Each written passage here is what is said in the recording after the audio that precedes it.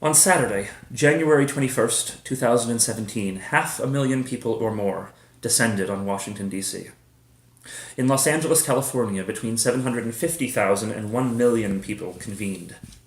In New York, expected turnout was more than doubled, with at least 400,000 people packing Midtown Manhattan. A crowd of 250,000, more than 5 times the number expected, rallied in downtown Chicago.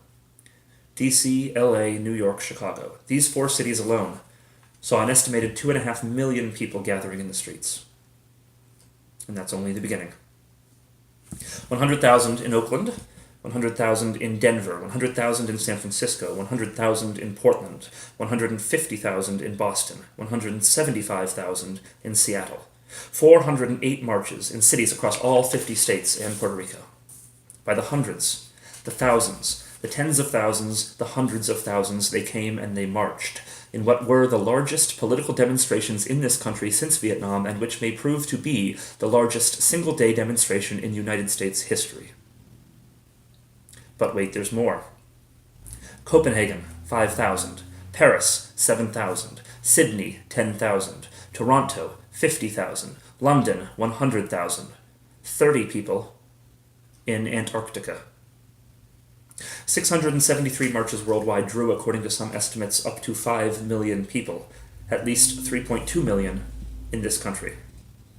For reference, Chicago, the United States' third most populous city, has only 2.7 million residents. In one momentous, monumental day, a group of Americans larger than the population of Chicago raised their voices in immutable dissent. I am referring, of course, to the Women's March. My recitation of these figures is not just an intellectual exercise. These numbers are powerful. Because every person accounted for in these numbers is one person, passionate, empathetic, angry, and energized. One person who perhaps traveled, took the day off from work, or brought their children to show them what it's like to stand up for your values. One person oppressed or disenfranchised, or one person unwilling to let those who are stand alone. One person ready to loudly and defiantly lift their voice. In these numbers are many voices raised together in one song.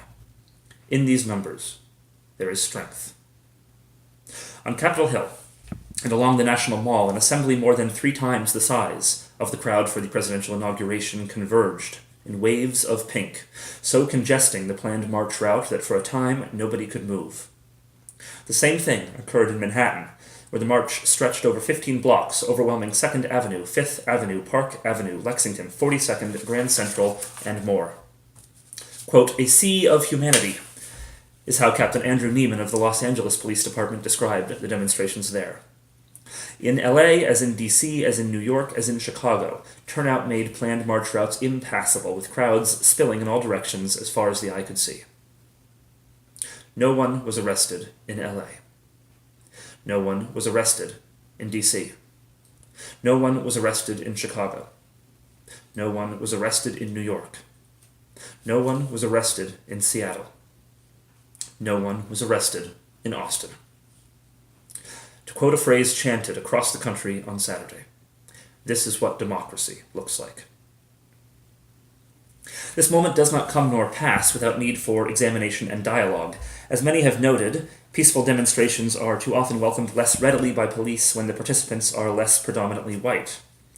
Others suggest that the Women's March failed to be equally inclusive to all women.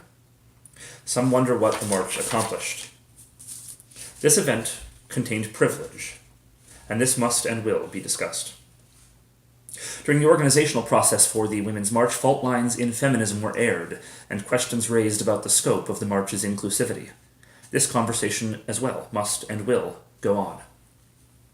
My voice, however, must and will be far outweighed by women's voices, by trans voices, by queer voices, lesbian, gay, bi, inter, a, and pansexual voices, disabled voices, sex worker voices, immigrant voices, refugee voices, Black, Hispanic, and Indigenous voices, the voices of all people of color, and the silenced voices by proxy of Sandra Bland, Philando Castile, Alton Sterling, Michael Brown, Tamir Rice, Akai Gurley, Freddie Gray, Amber Monroe, Tanisha Anderson, Corinne Gaines, Easlyn Nettles, Ayanna Stanley Jones, Maya Hall, Dee Dee Dodds, Trayvon Martin, Eric Garner, and more. These are the voices that now must rise, not mine, and so I here defer and refrain from discourse on the philosophical future of the Women's March. Instead, I offer only this solemn and heartfelt vow. I stand with you.